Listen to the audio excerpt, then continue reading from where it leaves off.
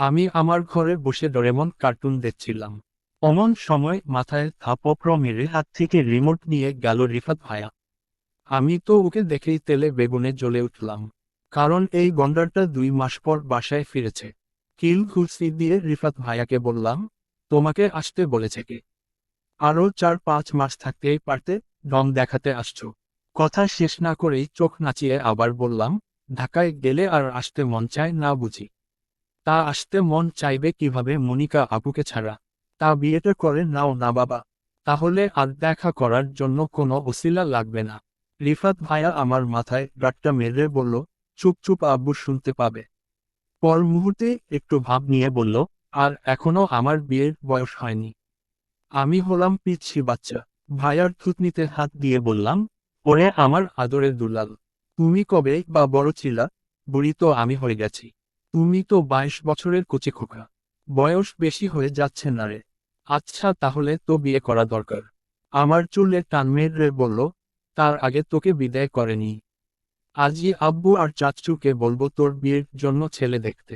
চুলে টান দেওয়ায় খানিকটা ব্যথা পেলাম।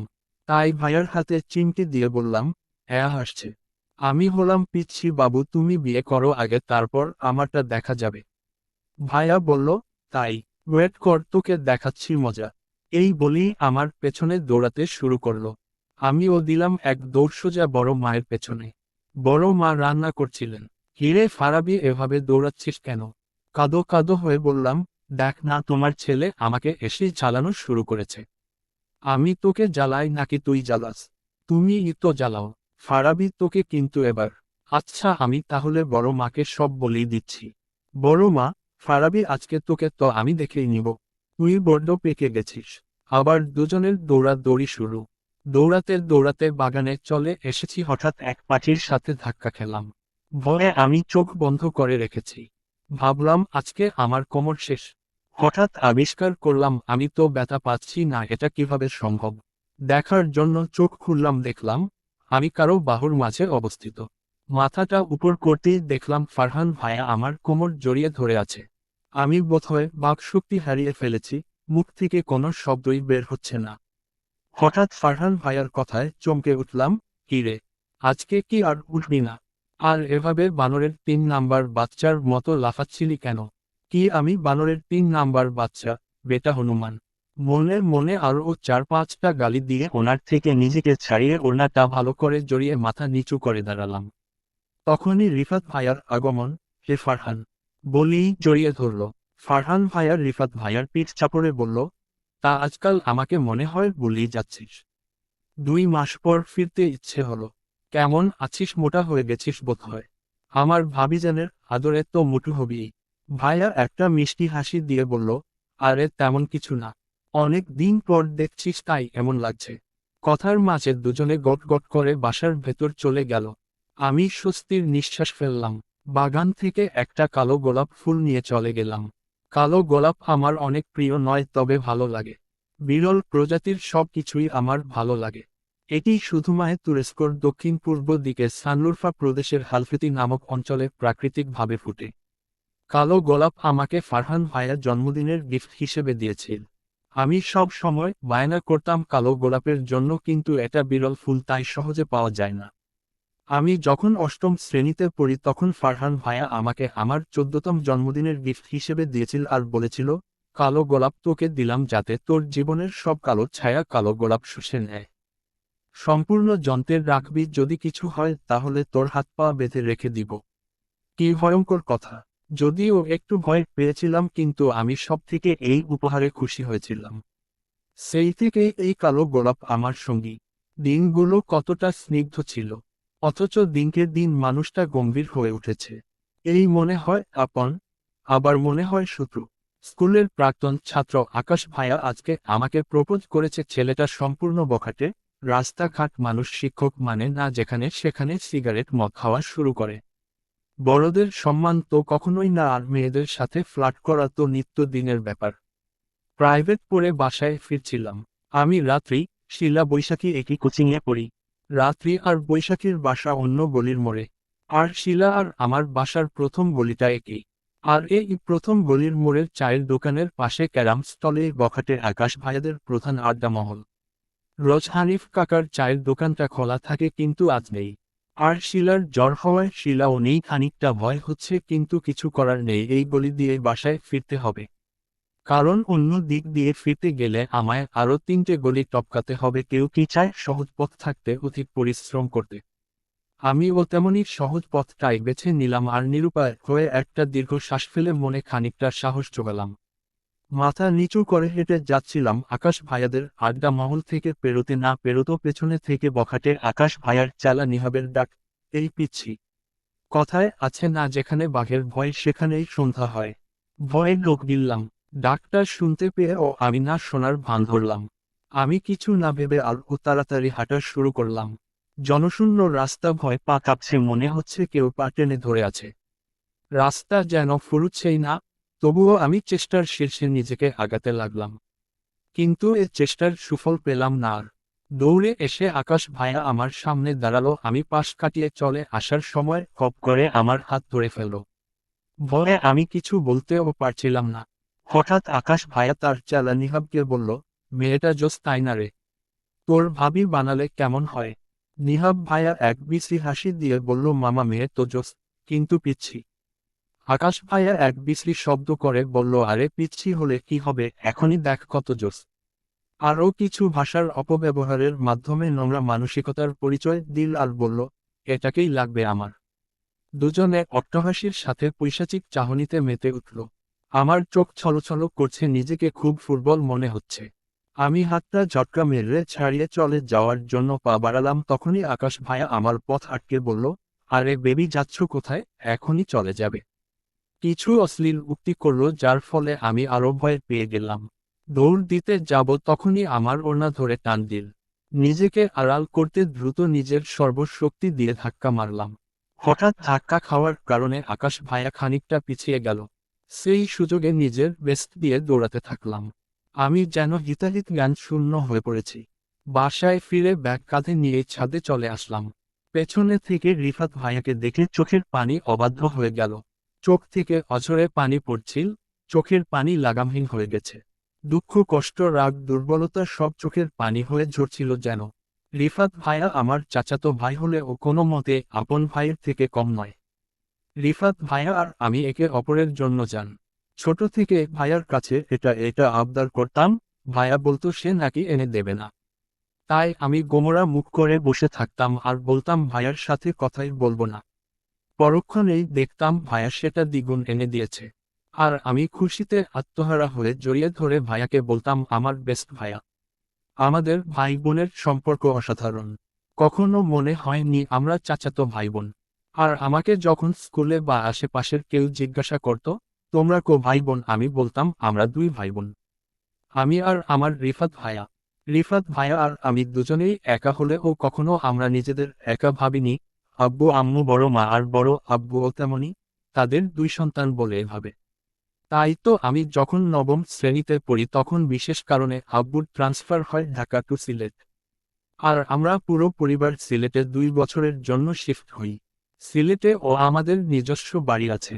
আমার দাদু করেছিলেন, সেই সুবাদে আমাদের এইখানে কোনো এক্সট্রা অসুবিধা হলো না। দাদু প্রচণ্ড ভ্রমণ পিপাসু ছিলেন, মানে পাহাড়ি অঞ্চল বলতেই অজ্ঞান। আর সেই কারণেই এখানে একটি বাড়ি করেছিলেন, যাতে অবসরে পাহাড়ের ঠান্ডা হাওয়ার স্বাদ নিতে পারেন। কিন্তু আমাদের জন্মস্থান ঢাকা, ঢাকাতেই বসবাস আত্মীয় স্বজন। ভাইয়াকে পেছনে থেকে জড়িয়ে ধরে ডুকরে কেঁদে উঠলাম। আমার সাথে কখনো কেউ এই ধরনের বাজে বিহেভ করেনি। কাঁদতে কাঁদতে হিচকি উঠে গেল। আমার কান্নার শব্দ শুনে রিফাত ভাইয়া পেছনে ফিরে তাকায়। আমি ভাইয়াকে ধরে কেঁদে যাচ্ছি, আমার কোনো হুঁশ জ্ঞান নেই। কারো শান্ত মৃদু কণ্ঠস্বরে আমার হুঁশ ফিরল। ফারাবি, কি হয়েছে, এভাবে কাঁদছিস কেন? তাকাতেই দেখলাম আমি রিফাত ভাইয়াকে নয়, ফারহান ভাইয়াকে জড়িয়ে আছি। একই ডিজাইনের টি শার্ট হওয়ায় পেছনে থেকে বুঝতে পারিনি। ভয়ে 2 দিন আমি স্কুল এবং কোচিং করতে যাইনি। আমার এক কথা, শিলা সুস্থ হলে যাব। বাসার সবাই আমার এহেন আচরণে হতবাক।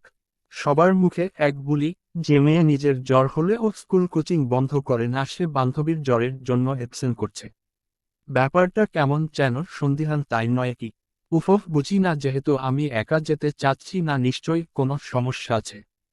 কিন্তু এরা কেউ তো বুঝতেই চাচ্ছে না। কি মহা ঝামেলাতে পড়লাম।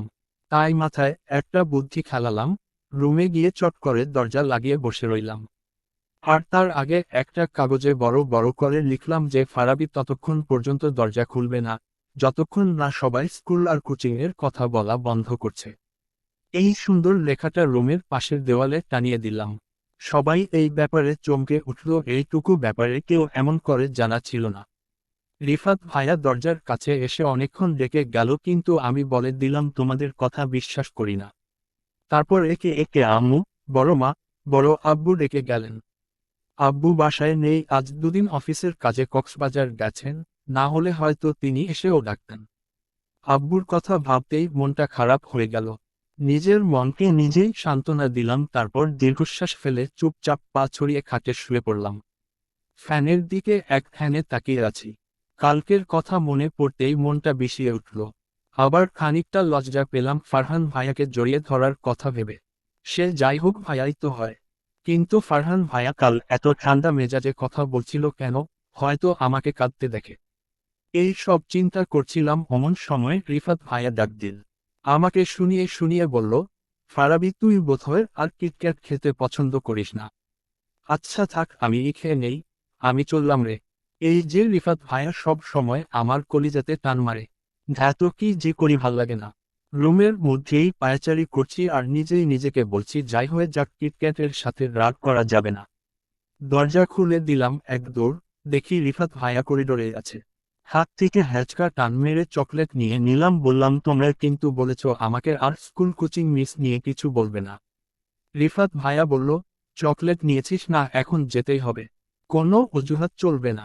কিন্তু আমি যা বলেছি তাই, শিলা সুস্থ হলে যাব। মুখ ভিঞ্চিয়ে চলে আসছিলাম অমন সময় ফারহান ভাইয়াকে দেখে চমকে গেলাম। ফারহান ভাইয়া এতক্ষণ এখানেই ছিল। হায় হায়, কোথায় যায় আমি কি করব বুঝতে পারছি না, তাই চুপচাপ পাশ কাটিয়ে যেতে নিলাম। ঠিক তখনই ফারহান ভাইয়ার ডাক পড়ল, স্কুল যেতে চাচ্ছিস না নাকি? আমি শুকনো ঢোক গিলে বললাম, শিলা অসুস্থ তো তাই। আচ্ছা, শিলা সুস্থ হলে কিন্তু আর মিস দিবি না, বুঝতে পেরেছিস? মাথা ঝাঁকিয়ে চলে আসলাম। অতঃপর কেউ আমাকে আর জোর করেনি, কারণ তারাও জানে আমি নাম্বার 1 খারতোত্তারা। শিলাকে নিয়ে স্কুল যাচ্ছি। 3 দিনের মাথায় সুস্থ হয়েছে শিলা। শিলা পাশে থাকা সত্ত্বেও মন কিছুতেই সাইড দিচ্ছে না।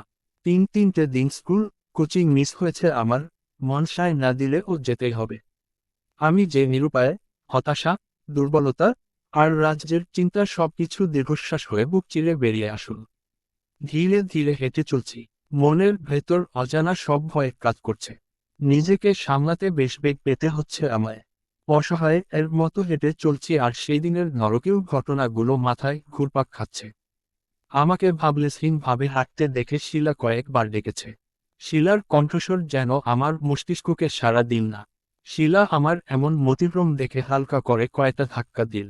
বোধহয় আমার শরীরের প্রতিটা কোষ সংকুচিত হয়ে শিলার দিকে মনোযোগ দিয়েছে এবার। শিলার দিকে হালকা করে তাকিয়ে বললাম, হুম দোস্ত। শিলা আমাকে জিজ্ঞাসা করল, কিরে এতক্ষণ ধরে ডাকছি কোনো সাড়া নেই যে? কোন জগতে আছিস? হুম, না তেমন কিছুই না। আচ্ছা, শরীর খারাপ হলো না তো? আমার কপালে শিলা আলতো ভাবে হাত ছোঁয়ায়। তারপরেই বলা শুরু করলো, না, জ্বর তো না, টেম্পারেচার তো একদম ঠিক। তাহলে দোস্ত, অন্য কোনো সমস্যা হচ্ছে কি? বাসায় বেক করি তাহলে? শিলার হাত ধরে হালকা হেসে বললাম, আরে তেমন গুরুত্বপূর্ণ কিছু না। অতিরিক্ত গরমের কারণে হয়তো অস্বস্তি বোধ হচ্ছে। শিলা আমার গাল টেনে বলল, আচ্ছা ঠিক আছে, চল তাহলে। ধীরে ধীরে আগাচ্ছি যত, মনের ভেতর অজানা সব ভয় বাড়ছে তত। সামনে তাকাতেই দেখতে পেলাম আকাশ ভাইয়াদের আড্ডা মহল দেখা যাচ্ছে। এবার যেন পা চলছেই না। কোনো রকম হেঁটে চলছি আর সেই দিনের ঘটনা সব চোখের সামনে ভেসে উঠছে। আকাশ ভাইয়াদের আড্ডা মহলের কাছাকাছি চলে এসেছি তখন দেখতে পেলাম আকাশ ভাইয়ারা আমাদের দিকে এগিয়ে আসছেন। আমি স্থির হয়ে গেলাম। শিলা সামনের দিকে এক দৃষ্টিতে চেয়ে আছে। বোঝার চেষ্টা করছে কি হচ্ছে ওর, কিছুই বোধগম্য হলো না বোধহয়। আকাশ ভাইয়া আমাদের একদম কাছে চলে এসেছে, মাঝে দুহাতের দূরত্ব হবে। মনের ভেতর এক অজানা সব আশঙ্কা ঝড় তুলেছে। তবে কি আজও সেদিনের মতো? না না, মাথা কাজ করছে না। আমার ভাবনাকে অগ্রসর করতে না দিয়ে হঠাৎ আকাশ ভাইয়া আমার পা ধরে বসে পড়ল। আকাশ ভাইয়াদের মতো এমন নরপিশাচ বখাটের এমন অপ্রত্যাশিত কাণ্ডে আমি বাকশক্তি হারিয়ে ফেললাম। মনে হচ্ছে আমি স্বপ্নে আছি, একই হচ্ছে আমার সাথে। আমার ভাবনাকে সম্পূর্ণ মিথ্যে করে দিয়ে আকাশ ভাইয়া পা জড়িয়ে বলা শুরু করলো, বোন আমারে মাফ করে দেও। আমি অন্যায় করে ফেলেছি, আর কখনো এমন হবে না। প্লিজ বোন, প্লিজ লাস্টবারের মতো মাফ করো আমায়। এই যে কান ধরছি, কখনো কারোর সাথে এমন করব না। প্লিজ বোন প্লিজ। আকাশ ভাইয়ার এমন বিহেভে আমি হতবুদ্ধি না হারিয়ে পারলাম না। শরীরের প্রতিটা নিউরন স্তব্ধ হয়ে গেছে। আমার কি করা উচিত তা মতিভ্রম হলো না। পরিস্থিতি সামাল দিতে কোনো রকমে বললাম, ঠিক আছে, আমি মাফ করে দিয়েছি। এই বলেই পাশ কাটিয়ে চলে আসলাম। কোনোভাবেই এই নরপিশাচদের এক মুহূর্ত দেখতে ইচ্ছে হচ্ছে না। কিন্তু এটা কি হয়ে গেল আমার সাথে সে বিষয়ে আমি সন্দিহান। আমি একটু আগে ঘটে যাওয়া অকল্পনীয় ঘটনায় হতভম্ব। মনের সকল কার্যক্রম স্থির হয়ে শুধু একটা কথাই জানান দিচ্ছে, কি হলো এটা। খানিকটা পথ চলে আসার পর শিলা আমাকে জিজ্ঞাসা করল, ফারাবি সব কিছু বুঝিয়ে বলতো। আকাশ ভাইয়াদের মতো এমন নরপিশাচ বখাটে হঠাৎ পথ আটকিয়ে এভাবে তোর কাছে ক্ষমা কেন চাইল? কিছু কি হয়েছে? আর ওদের অবস্থায় দেখেছিস? শিলার কথায় আমার ধ্যান ভাঙল। আসলেই তো, আমি আমার চিন্তাতে এতই বিভোর ছিলাম যে আমি খেয়ালই করিনি আকাশ ভাইয়াদের করুণ অবস্থা। শিলাকে সেই দিনের সব ঘটনা খুললে বললাম। শিলা আমার দিকে তাকিয়ে বলল, ও মাই গড, এত কিছু হয়ে গেল আর তুই আমাকে জানালিও না। আমার প্রতিবারের প্রত্যাশা না করে শিলা আমাকে জড়িয়ে ধরে ফের বলল, আম সরি ফারাবি। আমি থাকলে হয়তো এমনটা হতো না। আমি শিলাকে আমার থেকে ছাড়িয়ে নিয়ে মাথায় গাঁটটা মেরে বললাম, ধুর বোকা, এতে তুই কেন আপসেট হচ্ছিস? তোর কি দোষ? আর নরপিশাচরা ওদের নরকীয় আচরণ তো দেখাবেই। তাই বলে আমরা কেন নিজেদের দোষারোপ করব? আর তাছাড়া দেখলি না কেমন শাস্তি পেয়েছে ওরা। আল্লাহ যা করেন নিশ্চয়ই ভালোর জন্যই করেন। এর জন্য আপসেট হবি না প্লিজ। স্কুলের কাছাকাছি চলে এসেছি তখনই শিলা আমাকে বলল, ফারাবি আকাশ ভাইয়াদের এই অবস্থা কে করলো বলতো? তুই কি বাসায় কাউকে বলেছিস? আমি নিজেও এই বিষয়ে চিন্তিত, কে করলো এমন। শিলার ডাকে ধ্যান ভাঙে। না রে, আমি তো বাসায় বলিনি। জানি না কি হলো এসব। আমাকে কাছে ঘুরিয়ে শিলা বলল, সে যাই হোক, যা হয়েছে ভালোই হয়েছে, শয়তানগুলোর উচিত শিক্ষা হয়েছে। চল চল, দেরি হয়ে যাচ্ছে। না হলে ম্যাথ স্যার আজকে কান ধরে দাঁড়া করিয়ে রাখবেন। হুম চল। বলি তাড়াতাড়ি স্কুলে চলে গেলাম। স্কুল থেকে ফিরছিলাম, প্রচণ্ড গরমে মাথা কাজ করছে না। তাই শিলা আর আমি একটা শপ থেকে আমার প্রিয় লেমন ফ্লেভারের আইসক্রিম কিনে নিলাম, সাথে নিলাম আমার দুর্বলতার কিটক্যাট আর ডার্ক চকলেট। দুজনে আইসে আইসক্রিম খেতে খেতে আসছিলাম। খাওয়া প্রায় শেষ, তখনই দেখা হলো শিলার আব্বু আম্মুর সাথে। সালাম দিয়ে কুশল বিনিময় করলাম। শিলার আব্বু আম্মু সুপার শপে যাচ্ছিল কেনাকাটার জন্য, তাই সাথে করে শিলাকেও নিয়ে গেল। মেয়েটা বাসায় একা একা থাকার থেকে ওনাদের সাথে গেলেই ভালো হবে, এতে ওনাদের সাহায্যও হবে আর ওনারা যথেষ্ট সময় নিয়ে কেনাকাটাও করতে পারবেন। তাই ওনারা শিলাকে নিয়েই চললেন। বিদায় জানিয়ে চলে আসলাম। হাঁটছি ঠিকই কিন্তু মাথা কাজ করছে না। সকালে কি হয়ে গেলে হ্যানে হেঁটে চলছি, ভাবনাগুলো করে করে খাচ্ছে।